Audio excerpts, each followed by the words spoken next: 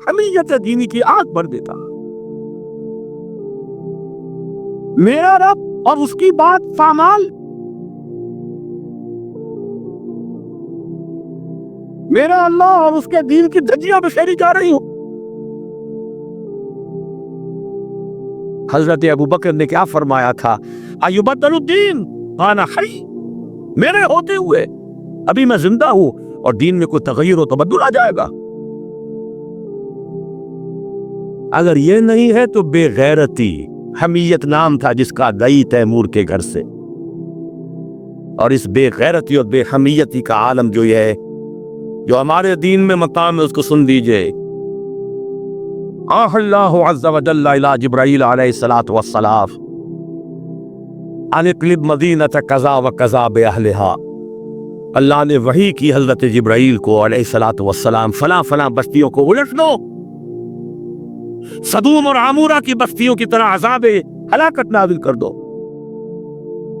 قال فقال، حضور فرماتے ہیں کہ حضرت جبرائیل نے عرض کیا، یا رب ان فیہا عبدک فلانا لم یعصک طرفۃ عین. اے اللہ، میں اس بستی کو الٹ دوں، اس میں تیرا فلاں بنتا بھی ہے جس نے کبھی پلک جھپکنے جتنی دیر بھی معصیت میں بسک نہیں کی. کسی کے ذاتی تقویٰ کو کیا انتہا ہے، ذاتی نیکی کا کیا عالم ہے، کسی کے زہد کی کیا سطح ہے. ذرا غور کیجئے. گواہی دینے والے جبرائیل ہے، کوئی کرائے کے وکیل نہیں ہے اور کوئی پولیس کے ٹاؤٹ نہیں ہے. لم یعصک طرفۃ عین.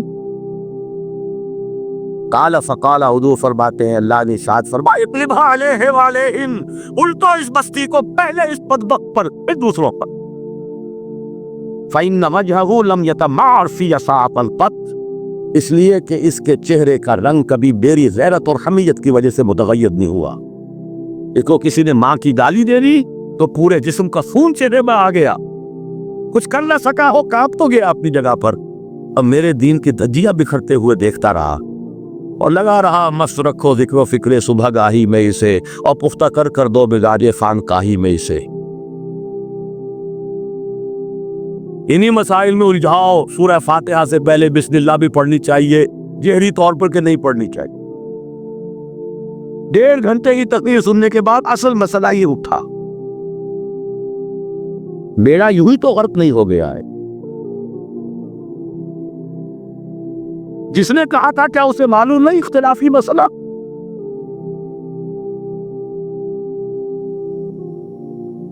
الجھائے رکھو. ہے یہی بہتر الہیات میں الجھا رہے، یہ کتاب اللہ کی تعمیلات میں الجھا رہے. چوتھی چیز، اگر یہ ایمان باللہ حقیقی پیدا ہو جائے گا تو توکل صرف اللہ پر، اسباب پر نہیں، وسائل پر نہیں. تفویض الامر الی اللہ، وافوض امری الی اللہ ان اللہ بصیر بالعباد. اور راضی برضائے راہ.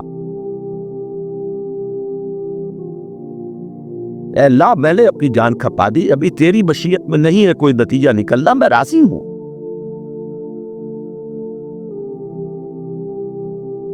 جان دی ہوئی اسی کی تھی، اب تو یہ ہے کہ حق تعالی کہ یہ اپنی مشیت ہے.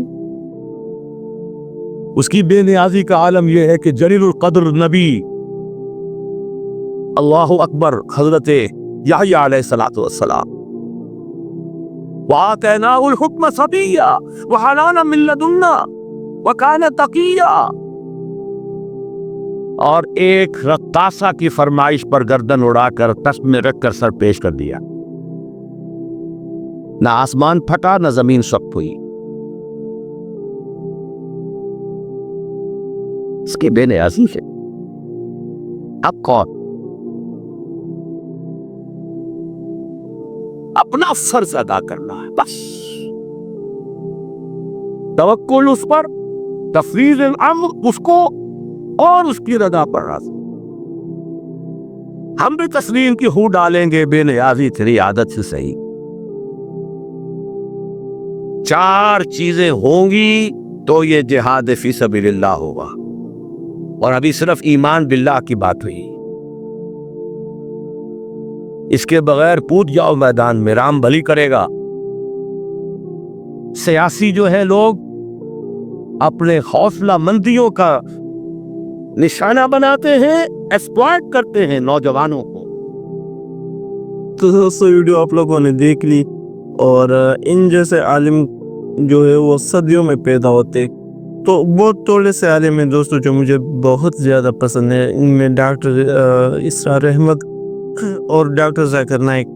اصل مسئلہ یہ دوستو کہ جو اسلام کے دشمن لوگ ہیں ان کو ان مولویوں سے کوئی اتنا فرق نہیں پڑتا جو مناظرے وغیرہ کرتے، جو فرقہ واریت کرتے ہیں، یا جو سیاست میں آتے ہیں اور کہتے ہیں کہ ہم جلسے اور جلوسوں سے اس طرح اسلام لائیں گے، اور اسلام کے نام پر وہ صرف اور صرف ووٹ لیتے. اور لیکن اس طرح ان جیسے جو عالم ہوتے ہیں دوستو، یہ بہت ہی زیادہ مطلوب ہوتے ہیں، اور یہ بہت ہی زیادہ مطلب کہ ان کا بھی جو یوٹیوب چینل ہے وہ بھی اسی وجہ سے ڈیلیٹ کر دیا گیا کہ ہیٹ سپیچ. انہوں نے کسی ایک بھی بیان میں کوئی گالی نہیں دی یا کوئی ایسی بات نہیں کی کہ مطلب کہ جھوٹی بات ہو. صرف حقائق سے جو ہے زیادہ تر پردہ اٹھائے کہ یہ ان لوگوں کے یہ منصوبے ہیں اور یہ لوگ ایسا کرنا چاہتے ہیں اور مسلمانوں کو ہوشیار رہنا چاہیے. تو یہ ایک حقائق تھے جو وہ بیان کرتے تھے، اور اسی وجہ سے جو ہے ان کا یوٹیوب چینل وہ ٹرمینیٹ کر دیا گیا ہے. اور اس کے علاوہ کئی سارے میں لوگوں کو جانتا ہوں جو یوٹیوب پر بہت سب کچھ کرتے ہیں،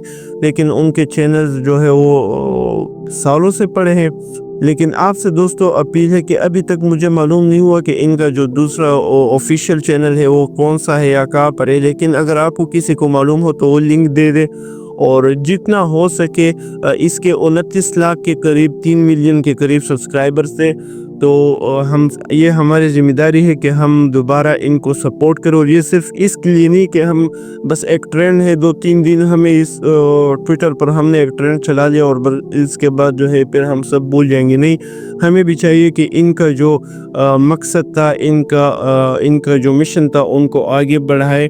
اور اگر ان کا نیا یوٹیوب چینل بنتا ہے تو ان کو ریکارڈ ٹائم میں جو ہے وہ زیادہ سے زیادہ سبسکرائب کرے، تاکہ ایک ورلڈ ریکارڈ بن جائے کہ سب سے زیادہ 1 ملین سبسکرائبر کس کے جلدی پورے ہوئے.